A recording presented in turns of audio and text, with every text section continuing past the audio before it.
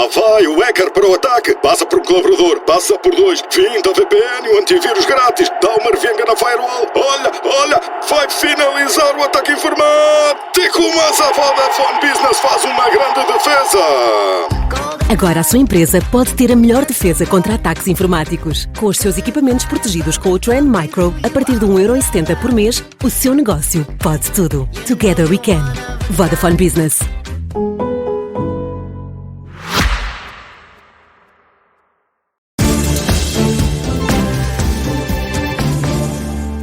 Boa noite aos dois, Daniel e Francisco. Francisco, começa por ti. Queres fazer uma nota sobre a morte do físico, um físico português? Sim, uma nota muito triste.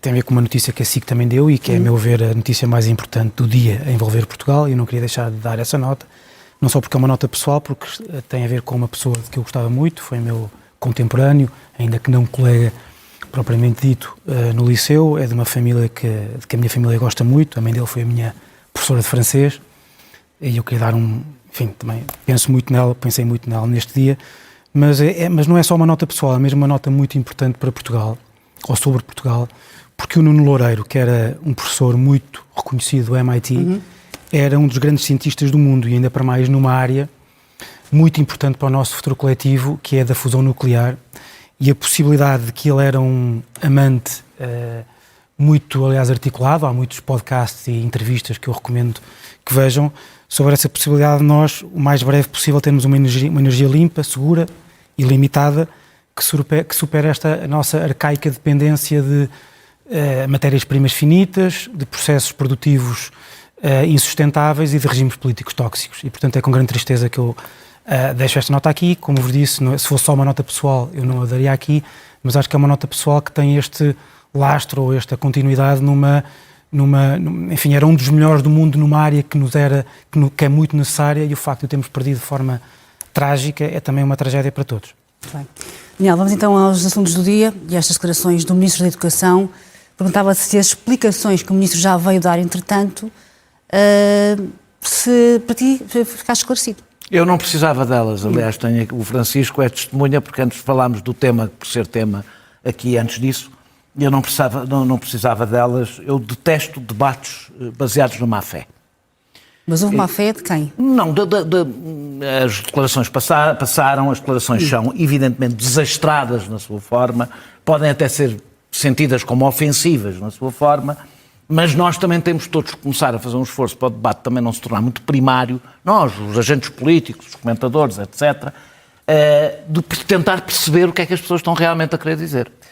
O Ministro diz que foram descontextualizadas, mas não, eu ouvi-as todas e não eu foram ouvi-as completamente e não precisei, porque a primeira vez que me chegaram em numa coisa pequenininha, eu percebi imediatamente na versão curta, e depois a versão longa confirmou, até porque é uma coisa que eu próprio já disse algumas vezes: quando a classe média abandona os serviços públicos, há uma degradação. Não porque os pobres tratem mal, pelo contrário, até têm mais apego aos serviços públicos porque precisam mais deles, mas porque têm menos voz. E tendo menos voz, têm menos capacidade reivindicativa. E tendo menos capacidade reivindicativa, o Estado tende a desinvestir. Não é uma inevitabilidade, resulta de uma desigualdade funcional,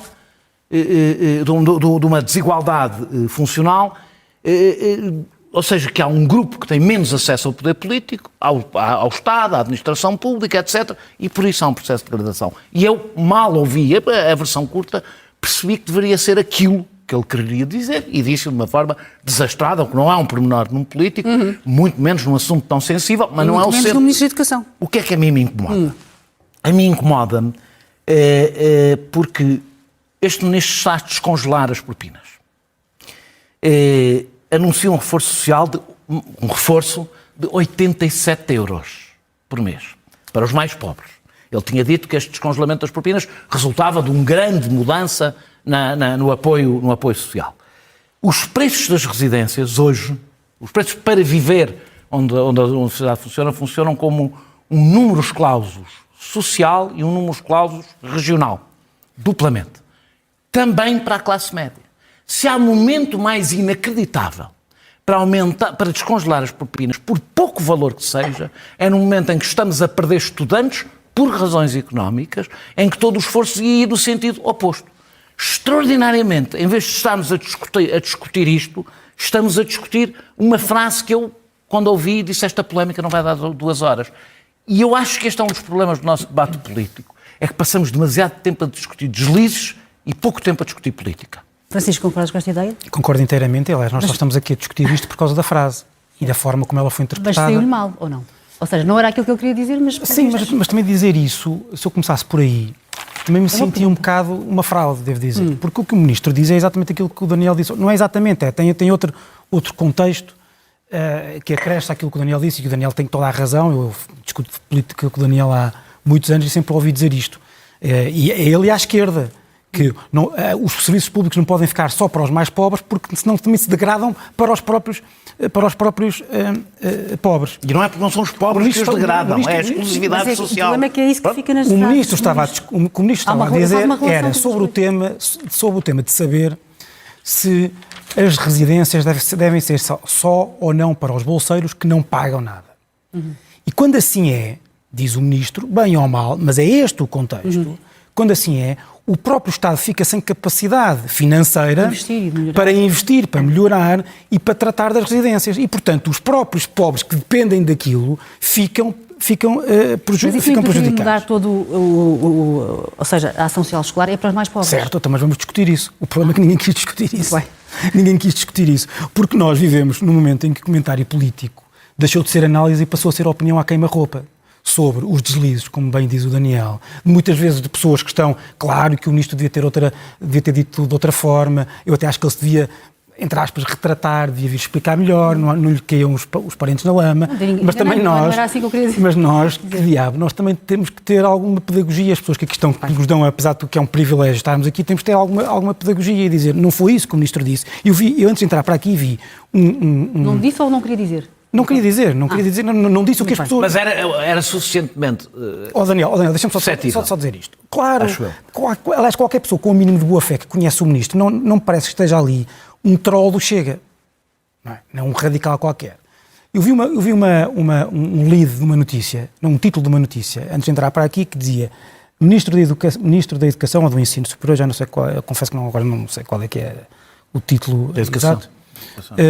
Afirma que os alunos mais pobres degradam as residências. Não foi nada disto que ele disse. O que querem dizer que ele disse é que os pobres são basicamente selvagens e que andam ali a partir tudo. Não foi nada disto que ele disse. Tem este contexto que o Daniel lhe deu e que eu reforcei, porque era uma discussão sobre saber se as residências devem ser ou não apenas para alunos bolseiros. E eu acho que de facto é um problema, porque o problema que resulta daqui é menos o problema sobre as residências e mais um problema sobre o tipo de discurso público, de discussão pública e os princípios que estão a reger esta nossa vida coletiva, do que propriamente, sinceramente, a questão em si mesmo. Estamos esclarecidos. Vamos avançar para o Acórdão do Tribunal Constitucional, Daniel, sobre a Lei da Nacionalidade, para te perguntar se o Governo está a ver o copo meio cheio quando diz que, apesar de tudo, conseguiu aumentar o tempo, ou seja, restringir o acesso à lei à nacionalidade. Conseguiu. A questão é, o Governo sabia. E esse é que é o debate. O Governo sabia. Ou seja, estamos a falar de decisões por unanimidade, 5 das 4 normas que foram chumbadas, a uma foi com um voto vencido, e eram tudo inconstitucionalidades previsíveis, mais do que previsíveis. Certo.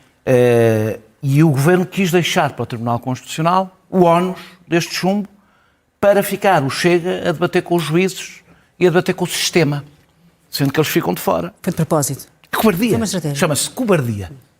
Chama-se cobardia. O Governo sabia que não podia ter aquilo.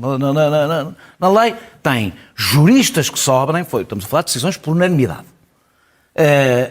E até tanto sabia que no caso mais grosseiro e evidente, que ainda por cima já tinha sido sinalizado, resolveu tirar da lei da nacionalidade e pôr exclusivamente no Código Penal. Por ser, que é o caso que basicamente se criavam nacionais de segunda, em que a punição para originários e não originários é diferente pelo mesmo crime. Eu acho que os políticos têm o dever de defender a Constituição da República. Não é só o Tribunal Constitucional, não é uma questão técnica, é uma questão política. Defender a Constituição, não a violar conscientemente. Uma coisa há coisas que estão de níveis da interpretação. Agora, quando é evidente que é consciente, significa desprezo pela sua própria função, olha, mais uma vez pedagógica. Deixa-me só falar também de Luís Marcos Mendes. Luís Marcos Mendes disse que não, disse antes, que não pediria a verificação desta lei, só aquela parte exclusiva do Código Penal, só aquela norma específica, aliás, portanto, fazendo a mesma distinção que o Governo fez, porque a segunda versão era mais equilibrada. Ora, a Constituição, a constitucionalidade não se mede pelo equilíbrio das leis, mas sim pela sua constitucionalidade. Portanto, porquê é que isto me preocupa? Porquê é que eu estou a falar de Marcos Mendes? Aliás, agora repetiu também o que o Governo disse, dizendo que o essencial ficou. Pô, muito bem, o essencial ficou. Mas naquilo em que o Presidente da República seria relevante, que era fazer o que fez o Partido Socialista, que é mandar para o Tribunal Constitucional, foi o próprio candidato a fazer cumprir a Constituição, não só cumpri-la, mas fazer cumprir a Constituição, que deixou claro que por ele estaria em vigor uma lei com 4 normas inconstitucionais. Porque ele não teria feito nada para o impedir. Porquê? Porque Luís Marcos Mendes está demasiado preso a este governo e, portanto, se não tem autonomia agora, e não tem, e neste caso demonstrou que não tem, imagino como será ou como seria, dependendo se for ou não for, Presidente da República. Francisco, foi uma derrota planeada pelo Governo, como diz o Daniel? Antes de mais dizer que eu gostava de dizer ao Daniel que não há diferença entre constitucionalidade ou equilíbrio, porque, aliás, o próprio Tribunal Constitucional fez uma análise de proporcionalidade que é, por natureza, uma análise de equilíbrio. Podes ter uma lei que consideras desequilibrada e ser totalmente constitucional. Está bem, mas não... Pode ser politicamente desequilibrado. Certo, mas os conceitos não são excludentes. Eu acho que o Governo, se fosse ao Governo, metia a viola no saco. Isto já é drama a mais numa matéria em que eu acho que o Governo, se insistir, vai perder muito apoio popular. Sinceramente, porque as pessoas não gostam de governos em guerra com o Tribunal Constitucional. Há as pessoas que votam no Chega aparentemente gostam, mas as pessoas que votam no Chega estão longe de ser uma maioria. E depois, independentemente da razão jurídica que o Tribunal Constitucional tenha, eu acho que a decisão que o Tribunal Constitucional toma encaixa bastante bem, acho eu, no sentimento popular. Porque há 2 dimensões nestas matérias dos estrangeiros e da nacionalidade. Há uma ideia que eu acho que a maioria do povo português já reconhece, que é mudaram muitas circunstâncias nos últimos 5, 10 anos e, portanto, é preciso que Portugal reveja as suas regras sobre a atribuição de residência, a atribuição de nacionalidade. Há muito mais gente hoje em dia a querer ter esses estatutos e, portanto, é preciso ter noção de que as leis podem ter que ser alteradas. Há um conceito, uma preocupação que convém não desvalorizar, que é a preocupação das pessoas sobre o controlo que o Estado consegue ou não ter relativamente às pessoas que cá entram. As pessoas também gostam de que têm uma ideia de humanismo. A maior parte das pessoas tem uma ideia de humanismo e que acham que as pessoas têm que ser tratadas com humanismo, mas provavelmente temos que ter algum equilíbrio, lá está, na quantidade de pessoas que conseguimos absorver em Portugal para que todos possam ser tratados com humanismo. Mas as pessoas não gostam de coisas radicais e punitivas. E esta lei tinha 2 dimensões que encaixavam ali. Tinha uma dimensão de regulatória, disso que eu estava a dizer, a maior exigência, a maior efetividade na ligação ao país, a maior integração, a maior capacidade de integração, que tem a ver com os prazos, com a necessidade das pessoas aprenderem a língua, a cultura, terem meios de subsistência, etc, etc. Eu acho que isso as pessoas, e o Tribunal Constitucional não levantou nenhum problema quanto a essa parte, digamos assim, da alteração das regras de regulação da nacionalidade, neste caso. Mas depois há regras que são puramente punitivas, que são ir atrás do Chega de facto, como a regra de, por automatismo puro, uma pessoa que foi condenada por um determinado crime não pode aceder à nacionalidade portuguesa. Porquê?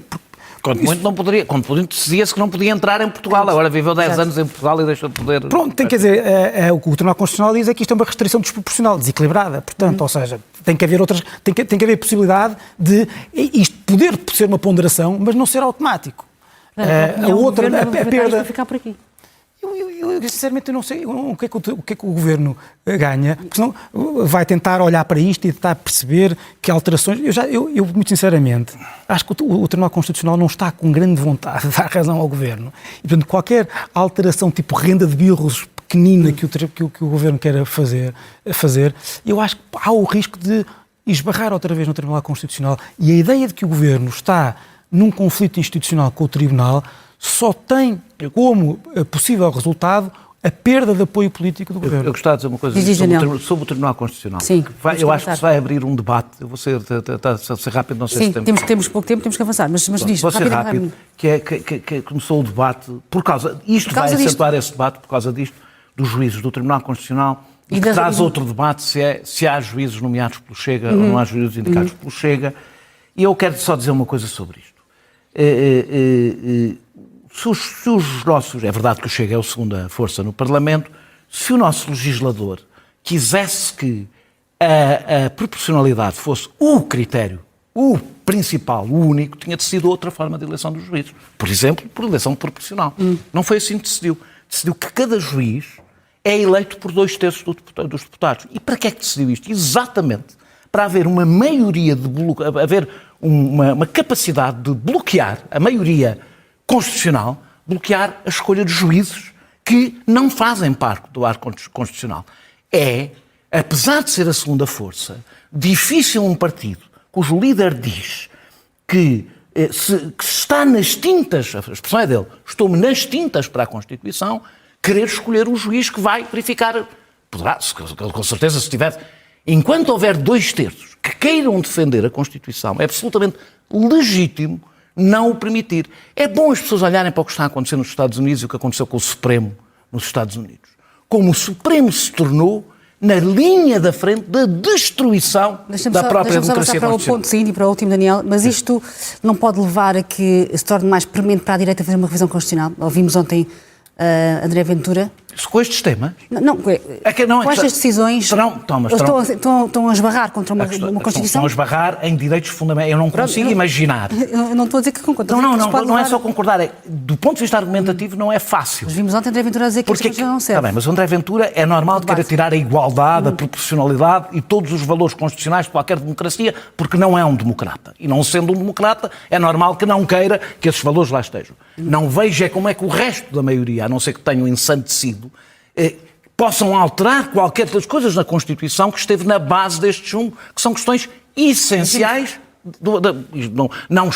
não são as coisas de pormenor, são questões absolutamente essenciais da base do nosso sistema constitucional. Para o debate de ontem, temos 2 minutos, Francisco. Foi o melhor debate do Gouveia-Mel. Como é que foi, na tua opinião? Rapidamente, temos 1 minuto para cada. Então, rapidamente, aquilo que eu tenho a dizer é que André Ventura foi relativamente brando com Gouveia-Mel. É conjuntural essa Não, acho que tem 2 razões ou 3, mas posso dizê-las rapidamente. Uma é, André Ventura tem muito respeitinho pelo estatuto de Gouveia-Mel. Em segundo lugar, André Ventura, suspeito eu, quer passar à segunda volta com Gouveia-Mel. Não porque ele acha que ganhe, mas porque se André Ventura passar à segunda volta com Marcos Mendes ou com António José Seguro, perde. E é isso não poderá dizer, afinal de contas, que ganhou ao sistema. Enquanto que se passar à segunda volta, com Gouveia-Mel, mesmo que perca, como é provável que perca, pode dizer que derrotou, de qualquer modo, todos do sistema. E isso é a rampa de lançamento que ele quer para as próximas legislativas. Muito bem, Daniel. Por acaso acho exatamente o oposto. Eu sei que ele se acha... Antes pelo contrário. Porque eu sei que ele acha, por isso é que eu deixei... Para ele numa segunda volta, ter todos os partidos a apoiar o candidato do governo era o sobre azul, porque ficava sozinho na oposição. Isso também é um argumento plausível, com o qual eu também tendo a concordar. Dizer só que eu acho que houve 2 coisas que se confirmaram, que em Gouveia-Mel, não tendo o eleitorado original, tenta picar, isso é normal, mas que os seus zigue-zagues começam... Há uma coisa que André Ventura disse que tem razão, às vezes acontece, e que foi quando disse, tenta agradar a toda a gente e não agrada a ninguém. É uma coisa que se devia saber sempre na política. As pessoas não gostam quando começam a sentir que estão a tentar sempre agradar-lhe.